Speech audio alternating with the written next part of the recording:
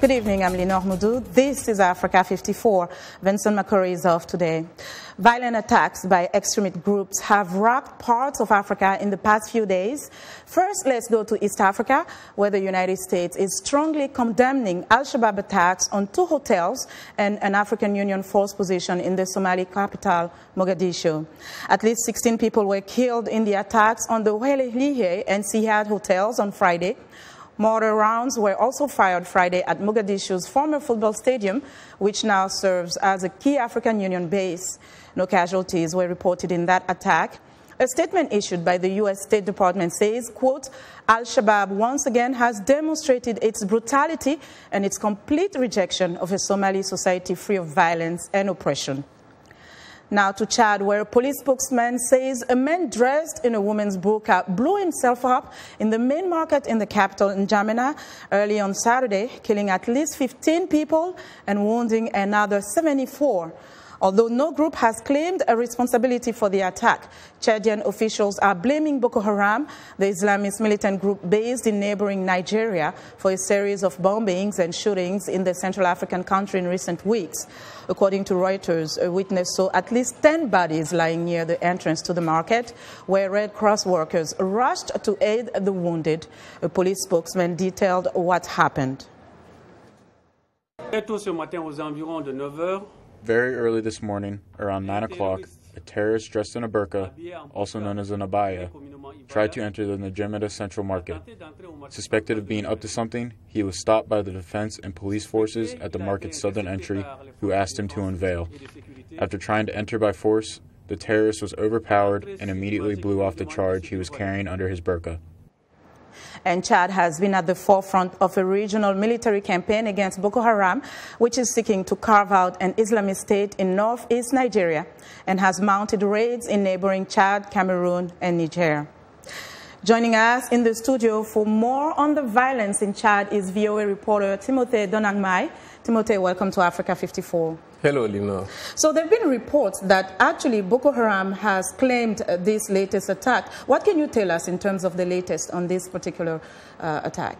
This particular attack happened in the main market in N'Djamena. For those who know the Chadian capital, it's a very crowded area, but fortunately it happened early in the morning, so there were only about 15 people killed and more than 70 injured in that attack. Okay, do you think there are more reports in terms of the number of injured people? Is this more coming? The total toll from last month and this month is about 60 people killed now in 3 attacks. And as I mentioned earlier, we've seen an increasing number of violence in the country, especially since June. What can you tell us in terms of how Boko Haram is reacting to Chad's involvement in fighting the terrorist group? First of all, I would like to point out that this is a total shock for Chadians. They have never experienced such terrorist attacks before, so it's a real shock for them.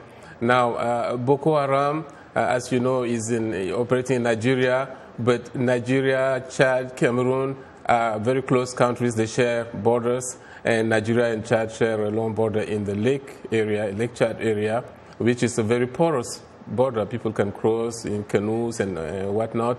So it's been easy for those militants to probably cross into Chad and organize there. And also, Chadian President Idriss Déby Itno said last month that some Chadians from the Lake Chad area have been recruited by Boko Haram and trained in Nigeria, and they are the ones who came back and are conducting those terrorist attacks. But when we look at the geography in this region, how Cameroon, Nigeria, and Chad are very close, and looking at the history of the attacks in this region, do you think that there could have been some warnings in terms of the fact that Boko Haram could eventually come to Chad, but these warnings were not taken perhaps seriously? I think so, yeah. There were warnings, like you have to understand that Cameroon's territory that is wedged between Chad and Nigeria is a narrow strip of land. It's not too wide. Okay. So it can easily be crossed by anyone from Nigeria to Chad. And quickly, then, what is the government doing before I'll let you go? The government has, as you know, banned the burqa. They also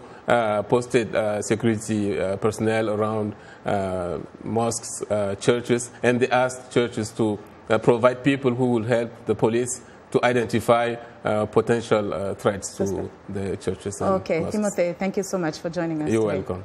And that was VOA's Timotheee Donangmaye reporting on Chad.